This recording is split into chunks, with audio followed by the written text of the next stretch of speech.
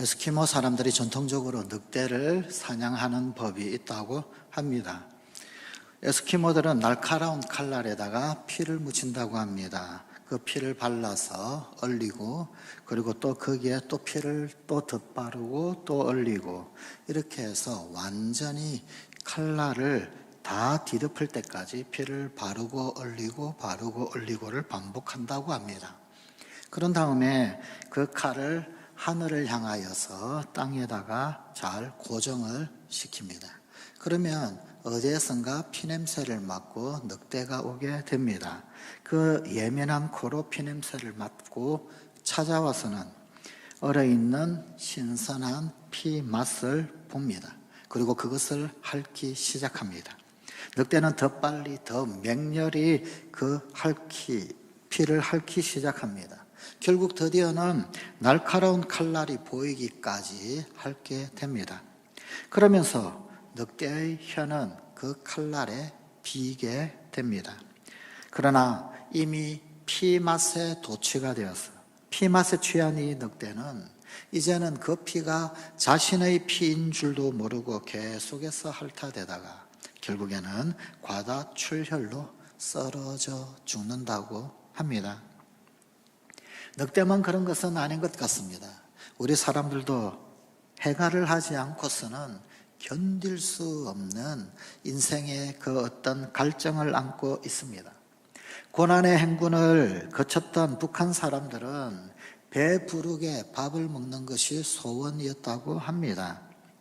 배부르게 밥 먹고 잘 살고 있는 우리는 또 다른 어떤 그런 갈증이 없을까요? 우리나라 사람들이 세계적인 통계에서 불명예스러운 통계를 하나 가지고 있더군요. 우리나라가 술 소비량이 비율로 따졌을 때 전 세계 1위라고 합니다. 한참 많이 마실 때는 수입의 20%가 술값으로 그렇게 소용이 되었던 때도 있었다고 합니다. 왜 그렇게 술을 마십니까? 뭔가 취해야 살 수 있는 그런 세상입니다. 우리나라 이 점쟁이 숫자가 얼마나 되는지 아십니까? 우리 개신교 목사들의 숫자보다 10배가 더 많습니다. 철학관, 운명, 사주, 무슨 동자, 장군, 선녀. 자, 그런데 무당을 만나고 나오는 사람에게 왜 이런 데 오느냐라고 물었더니 그 대답이 답답해서 왔더라고 그렇게 대답을 하더랍니다. 밥만 먹으면 도박을 하는 사람들도 있습니다. 이 도박에 대하여서 도스토옙스키가 이런 말을 했습니다. 돈 때문에 도박을 하는 것이 아니라 깊은 목마름 때문에 도박을 하는 것이다. 도박에도 그 어떤 갈증이 있더라는 것입니다. 사람들은 저마다 물질에, 권력에, 쾌락에, 정욕에, 명예에, 인기에 혹은 아니면 그 무언가에 목이 말라 있습니다. 그 무언가를 해야만 직성이 풀리는 매여 있는 그 어떤 갈증들이 있습니다. 그러나 인생의 헛된 목마름, 헛된 갈증은 세상 어디에서도 제대로 해소될 수 없고 채워질 수도 없습니다. 호주에 나도라고 하는 식물이 있다고 합니다. 이 나도라고 하는 이 식물을 잘 빻아서 그래서 빵을 만들면 밀가루로 만든 빵이랑 똑같다고 합니다. 심지어 질감까지도 다 똑같다고 합니다. 그런데 결정적으로 이 나도라고 하는 이 식물에는 영양분이 없습니다. 그래서 똑같이 만들어진 그런 빵을 먹지만 나도 빵을 먹게 될 경우 배는 부르지만 그러나 결국에는 영양실조로 죽게 됩니다. 이 땅에 그 무엇으로 자신의 목마름을 채워보고자 했던 사람들, 그들은 모두 심한 갈증으로 죽어갔습니다. 세상의 것들을 마시면 해소될 것 같지만 그러나 사실 그것을 마시면 마실수록 더더욱 영양가 없이 헛배만 부르게 됩니다. 마치 사탕을 먹은 아이가 위장은 텅 비어 있지만 그러나 당분으로 헛배가 불러서, 그래서 정작 영양가 있고 좋은 밥상, 그 밥상의 밥 앞에서는 오히려 그 밥을 외면하는 것처럼 우리들은 이 세상의 죄악된 쾌락들에 빠져 있어서 정말로 우리를 살리는 그 영적인 것들에 대한 식욕이 없어져 버렸습니다. 빌리 그레함 목사님의 말처럼 우리는 마귀의 진수성찬을 너무 많이 먹고 있는 것입니다. 그래서 사실은 더더욱 갈증을 느끼며 목말라 하는 것입니다. 오늘 우리에게 주신 하나님의 말씀은 가상실험 가운데서 5번째 말씀으로서 예수님의 목마름의 절규입니다. 내가 목마르다. 내가 목마르다. 우리말 성경에는 2마디 말로 되어 있습니다. 그러나 헬라어 원어 성경에 보게 되면 단 한 단어로 이루어져 있습니다. 딥소, 내가 목마르다. 트루맨 데이비스라고 하는 내과 의사가 있습니다. 이 트루맨 데이비스가 현대의학으로 본 예수 그리스도의 고통이라고 하는 책을 썼습니다. 여기에 있는 글 그대로 읽어드립니다. 주님의 육체적 순환은 겟세마네 동산에서 시작된다. 초반의 고통에서 생리학적으로 흥미있는 사실은 주님이 피 같은 땀을 흘리셨다는 사실이다. 이는 복음서 중에서도 오직 의사 출신인 누가만이 이 사실을 기록했다. 누가복음 22장 44절. 예수께서 힘쓰고 애써 더욱 간절히 기도하시니 땀이 땅에 떨어지는 빗방울같이 되더라고 기록한다. 의학적으로 매우 희귀하기는 해도 히마티디로시스라는 현상이 있다. 극도의 감정적인 과로 상태에는 작은 모세관이 땀샘에서 파괴되어 피와 땀이 섞일 수 있다. 피와 땀을 흘리며 기도하신 후 동산에서 체포된 예수께서 사내들인 공야와 대제사장 가야바 앞으로 끌려갔는데 여기서 처음으로 외상을 당하신다. 대제사장 가야바의 질문에 아무 대답 없이 잠잠히 계시다는 이유 하나로 사원 중 하나가 예수님의 뺨을 때렸다. 그 후 성전 경비대원들은 그분을 조롱하고 비웃고 침뱉고 얼굴을 구타하기 시작한다. 빌라도 법정에서는 마침내 채찍질을 위한 준비가 되었다. 죄수의 옷이 벗겨지고 두 손은 머리 위에 있는 기둥에 묶여졌다. 유대법에는 40에 하나 가만 39번을 때리도록 되어 있다. 로마 군병의 채찍에는 끝에 둥그런 쇠 납등이들이 달려있다. 처음엔 가죽끈들이 피부만을 찢어나 계속 내리심에 가죽끈들이 피하 조직을 찢고 파고들자 모세관과 혈관에서 피가 줄줄 흘러나오고 드디어 근육 속에 있는 혈관에서 피가 뿜어나오기 시작한다. 마지막에는 그분의 등살 가죽이 마치 걸레처럼 너들너들해지고 등 전체는 알아볼 수 없을 정도로 찢어지고 피로 범벅이 된 살덩이가 된다. 로마 군병들이 왕이라고 자칭하는 예수님을 희롱하기 시작한다. 그분의 어깨 위에 자색 옷을 입히고 그 손에 왕의 홀 대신 갈대를 쥐어진다. 그리고 조롱의 면류관을 만들기 시작한다. 쿡 눌러 씌울 때 이마에 피가 흘러나온다. 머리카락 부위는 신체 중 많은 혈관이 있는 곳이다. 비웃고 얼굴을 때리고 군병들은 가시 면류관을 머리에 깊숙이 씌우기 위해 예수님의 손에서 갈대를 빼앗아 머리를 내리친다. 잔인한 장난에 실증이 나자 그들은 예수 위에 덮여있던 자색 옷을 잡아챘다. 그 자색 옷에는 이미 예수님이 흘리신 피와 상처에 있는 혈청이 달라붙어 있었다. 이것은 외과용 붕대를 마구 잡아 뜯어내는 것과도 같았다. 또 다시 채찍에 맞아 상처난 곳이 재차 터져 피가 흘러나오기 시작한다. 그리고 다시 홍포를 입힌다. 무거운 십자가의 가로대가 예수님의 어깨를 가로질러 묶여졌다. 사형 선고를 받은 예수님의 행렬이 두 강도와 로마의 군병들과 함께 비아 돌로로사의 길을 향하기 시작한다. 똑바로 서서 걸으려고 애를 쓰셨으나 많은 피를 흘린 충격으로 그 거친 나무 기둥은 그분의 어깨와 찢어진 피부 속의 근육을 도려내듯이 비벼댔다. 다시 일어나려 했으나 인간 근육의 힘이 견디어낼 수 있는 한도를 이미 넘어섰다. 백부장은 빨리 십자가형을 집행할 목적으로 북아프리카의 구경꾼 구레네 시몬을 붙잡아 예수님 대신 십자가를 지게 했다. 예수님은 여전히 피와 끈적끈적한 땀을 흘리며 행렬을 따라갔다. 안토니아 요새로부터 골고다 언덕까지 600m.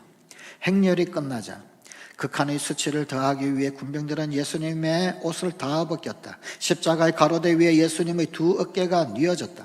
손목 위에 약간 오목한 곳에 무거운 육각 쇠말뚝 못은 손목을 뚫고 나무에 박힌다. 재빨리 반대편 손목에도 못이 박힌다. 십자가의 가로대를 올려 세우고 나사렛 예수 유대인의 왕이라는 죄패를 그 위에 세운다. 왼쪽 발을 오른쪽 발에 포개어 발가락을 아래로 향하게 하고 무릎을 적당히 움직일 수 있게 한 다음 발목에 못을 박기 시작한다. 점차 힘이 빠져 손목에 박혀있는 못이 몸무게를 지탱하자 무서운 아픔이 예수님의 손가락과 발가락, 뇌로 전달된다. 중추에 압박을 가하기 시작한다. 고통을 피하기 위해 몸을 위로 밀어 올리자 몸무게 전체가 다리에 박힌 못에 지워졌다. 바로 이때 또 다른 현상이 일어났다.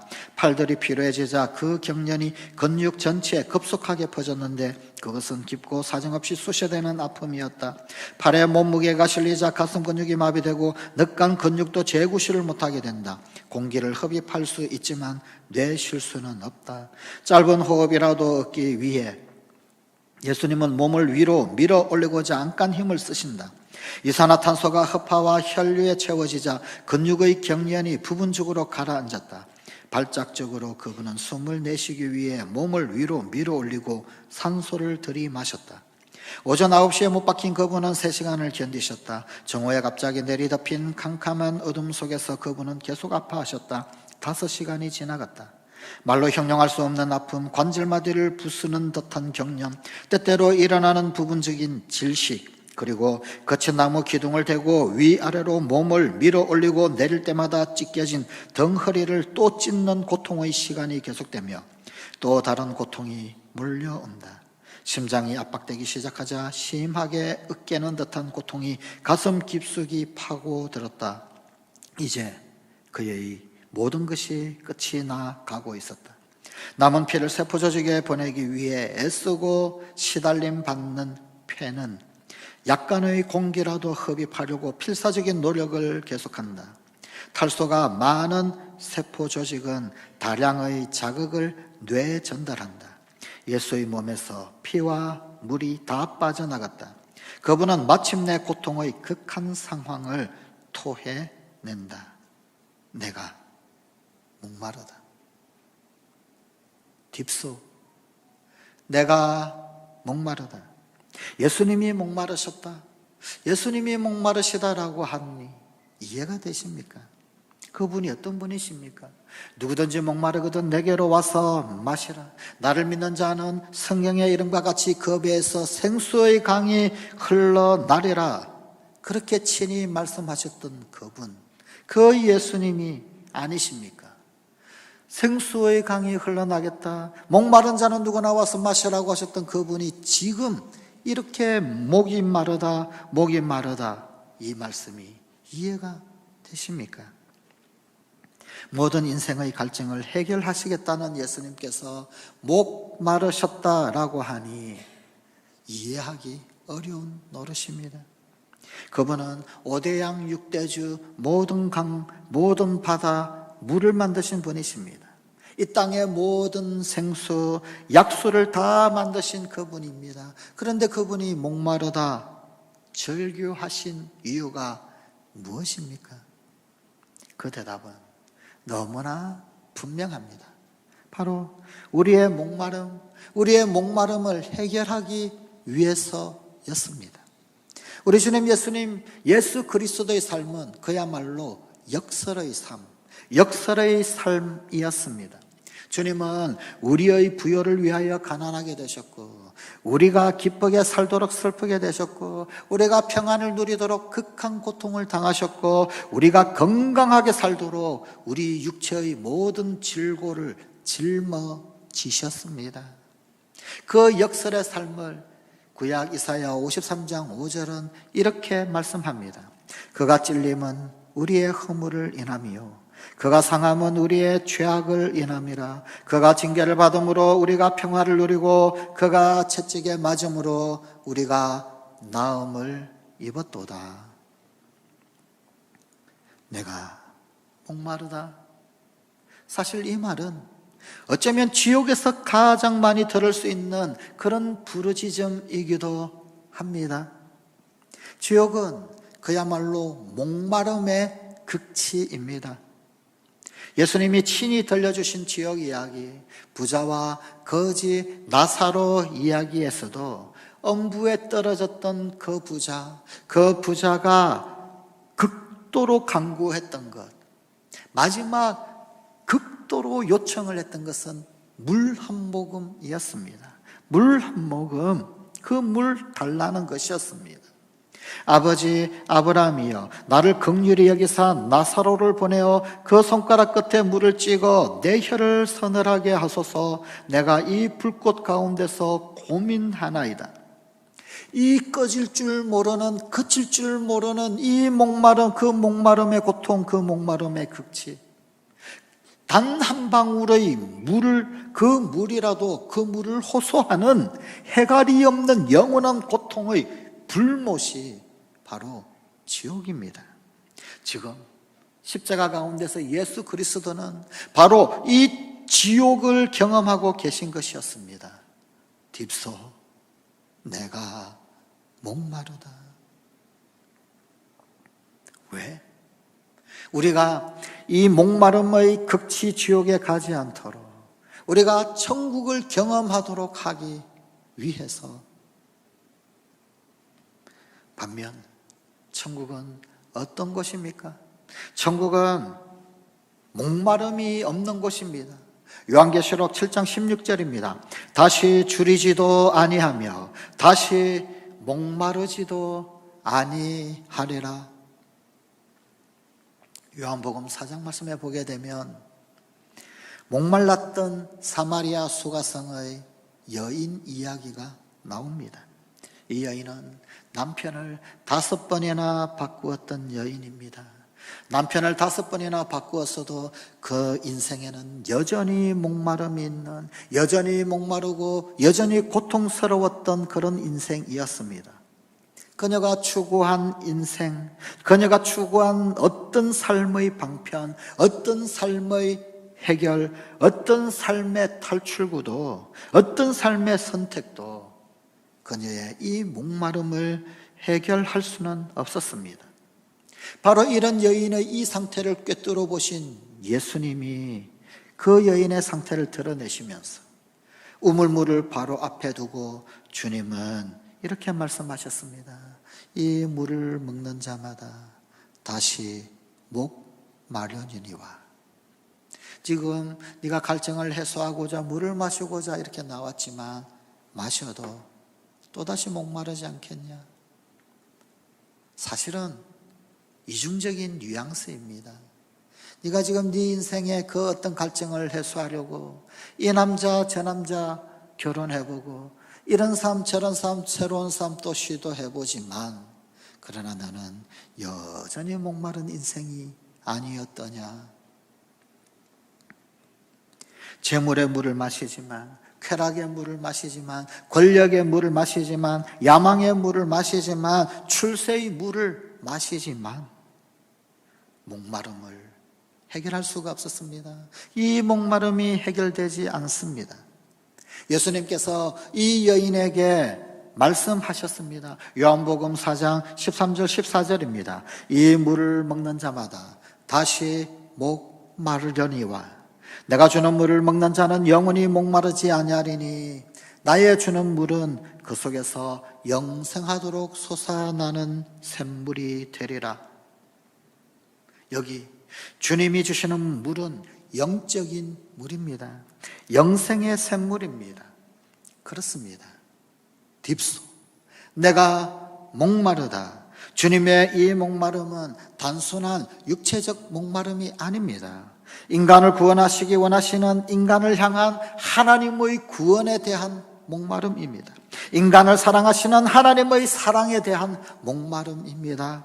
인간에게 채워주시기를 원하는 하나님의 영원한 생명에 대한 목마름입니다.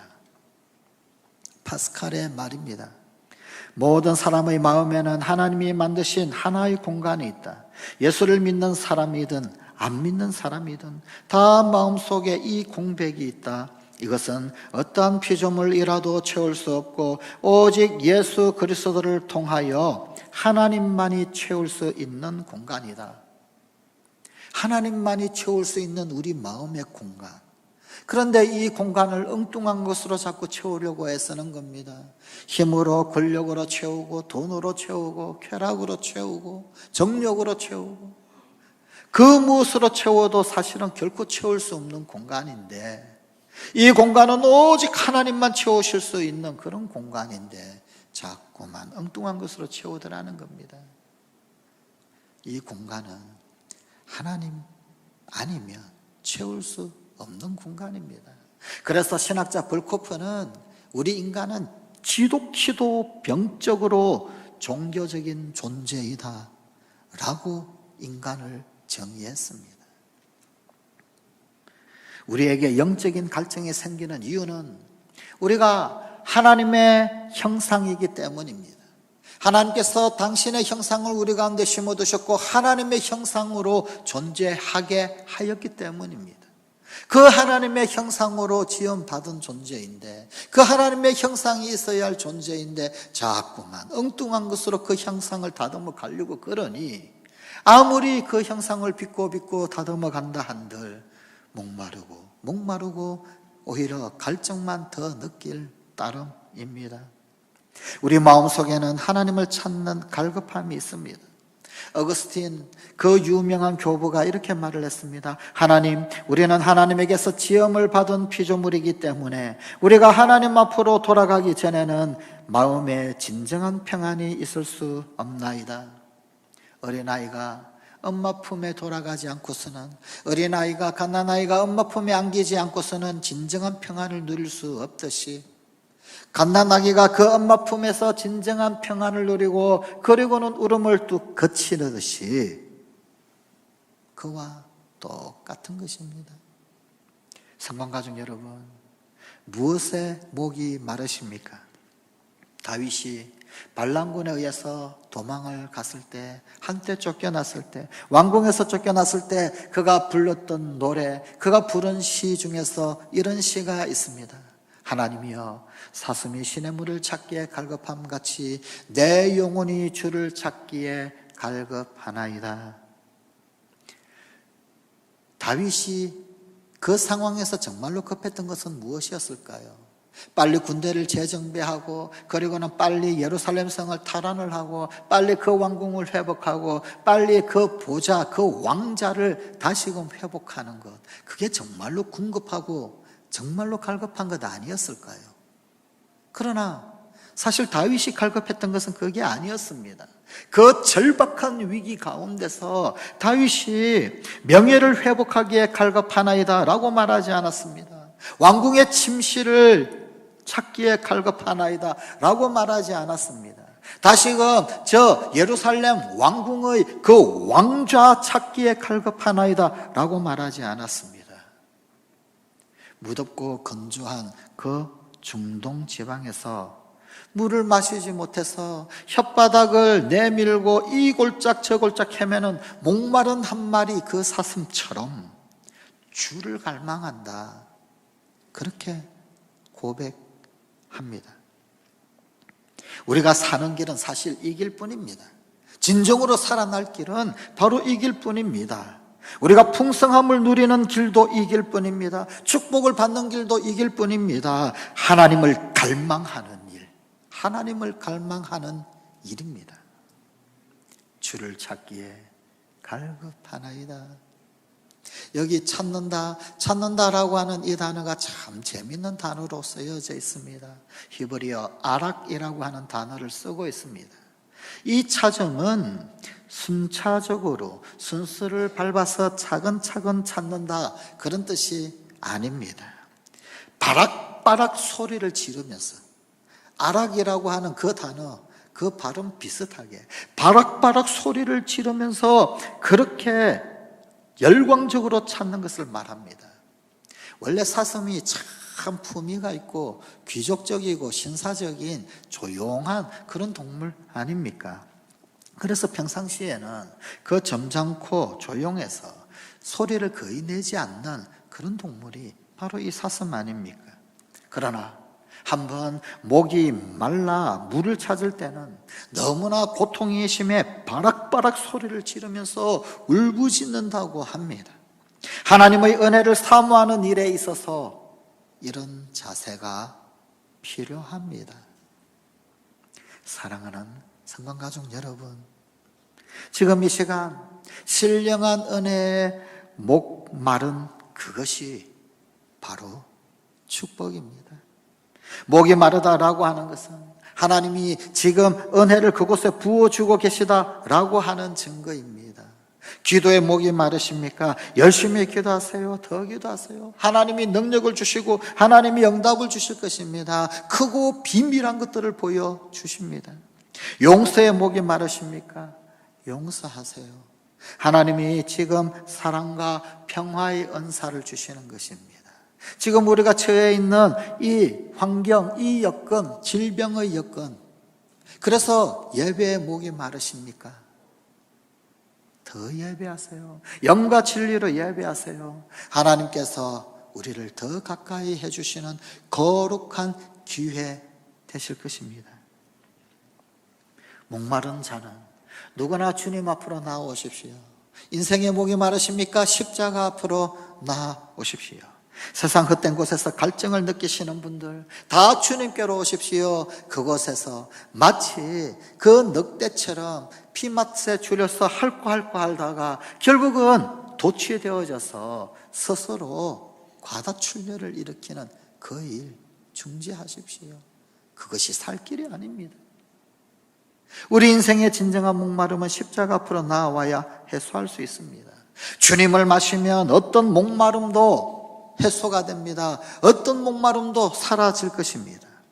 우리 신앙인의 단 한 가지 목마름, 그 갈증 있다면 단 하나의 그 목마름은 하나님, 오직 하나님을 목말라 하는 것입니다. 오직 예수님을 목말라 하는 것입니다. 오직 성령을 목말라 하는 것입니다.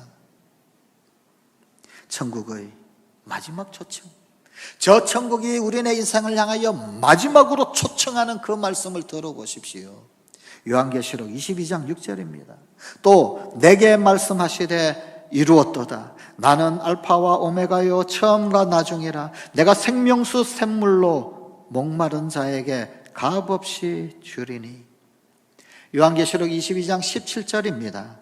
성령과 신부가 말씀하시기를 오라 하시는도다. 듣는 자도 오라 할 것이요 목마른 자도 올 것이요 또 원하는 자는 값없이 생명수를 받으라 하시더라. 오라 와서 예수를 마셔라. 오라 와서 성령을 마셔라. 오라 와서 생명을 마셔라. 오라 와서 은혜를 마셔라. 오라 성령을, 오라 하나님을 마시라. 그리하면 기쁨을 얻으리라. 만족을 얻으리라. 영원한 생명으로 채워주리라. 더 이상 목마르지 않도록 그 속에서 퐁퐁퐁 샘솟듯 솟아나는 영원한 은혜를 주리라 말씀하십니다. 기도하십시다. 하나님, 우리 사랑하는 성관가족들의 한 가지 목마름이 있다면 오직 하나님을 목말라 하는 것임을 고백합니다. 오직 예수님을 목말라 하는 것임을 고백합니다. 오직 성령을 목말라 하는 우리 성관가족에게 영원한 생수, 생명수 샘물로 채워 주시옵소서. 참으로 예수를 마시고 성령을 마시고 은혜를 마시고 그리하여서 기쁨을 누리고 풍성함을 누리고 만족을 누리고 우리 주님 놀라운 나라에 그 천국의 주인공 되며 그 부유함과 풍성함을 마음껏 누리는 이 땅 가운데 결코 목마르지 않는 인생, 깊숙한 은혜의 샘물이 날마다 터져 나오는 거룩한 인생 되는, 그러기 위해 오늘도 주님 앞에 십자가 앞에 더 가까이 나아가는 우리 성관가족들이 되게 하여 주시옵소서. 예수 그리스도 이름으로 기도드리옵나이다. 아멘.